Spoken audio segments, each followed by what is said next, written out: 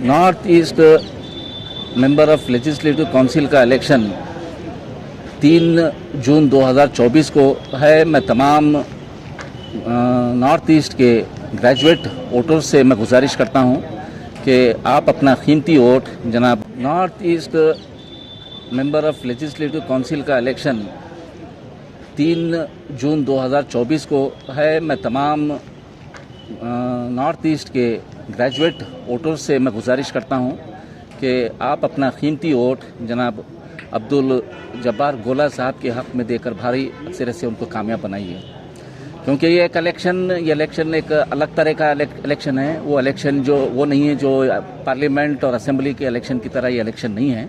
यहाँ पर preferential vote रहता है। आप अपना वोट यहाँ पर बैलेट पेपर के अंदर सिंबल नहीं होता है, वहाँ पर किसी भी पॉलिटिकल पार्टी का सिंबल नहीं होता है यहाँ, क्योंकि यहाँ पर कांग्रेस, बीजेपी और मुख्तलिफ पार्टियों के और इंडिपेंडेंट कैंडिडेट इसमें कॉन्टेस्ट कर रहे हैं।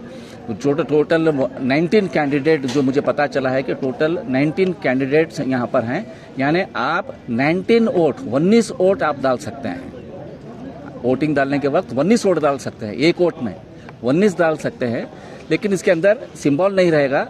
आपको पेन से लिखना होगा preference, first preference, second preference, third preference, fourth preference, और ये 19 तक लिख सकते हैं। चाहे तो आप एक फर्स्ट प्रेफरेंस, एक ही प्रेफरेंस भी दे सकते हैं, चाहे तो फर्स्ट प्रेफरेंस और सेकंड प्रेफरेंस भी आप लिख सकते हैं।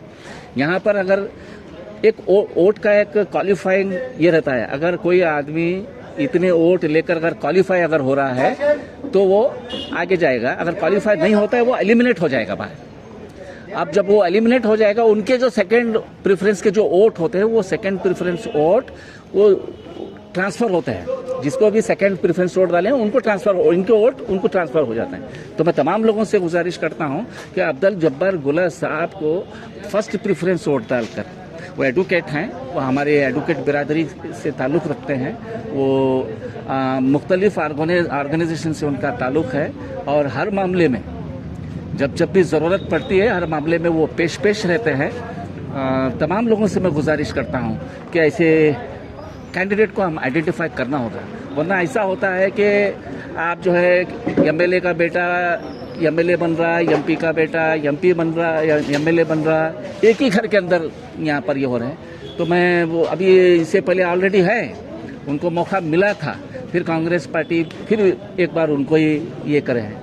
तो यहाँ पर सबको मौका मिलना चाहिए, सोशल जस्टिस को भी कंसीडर करना चाहिए। एक ही बार एक ही आदमी को एक ही घर से बार बार फ्रिक्वेंटली आप टिकट देते हैं, तो दूसरे को क्यों मौका नहीं?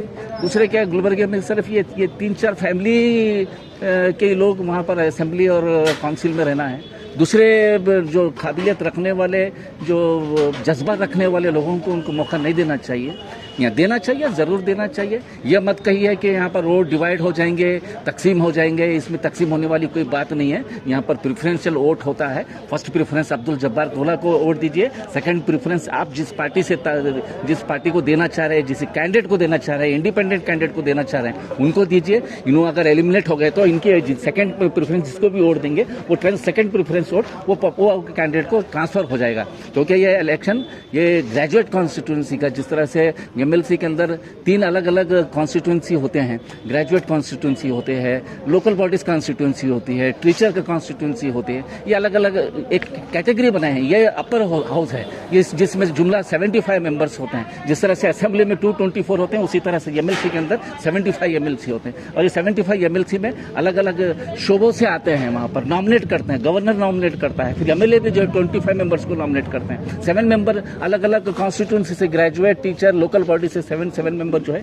वहाँ पर उनको चुना जाता है। तो मैं तमाम लोगों से गुजारिश करता हूँ कि आप जो है 3 तारीख 6वां महीना जून यानी 2024 को सुबह 8 बजे से लेकर शाम के 4 बजे तक पोलिंग होगी। उस पोलिंग में आप वक्त से पहले जाकर वहाँ पर अपनी मौजूदगी दर्ज कीजिए, और साथ ही साथ एक काबिल उम्मीदवार जो एडवोकेट हैं अब्दुल जब्बार गोला साहब को फर्स्ट प्रेफरेंस वोट डालकर, बाकी अगर आप दूसरे को अगर सेकंड प्रेफरेंस अगर देना चाह रहे हैं तो आप दे सकते हैं। शुक्रिया।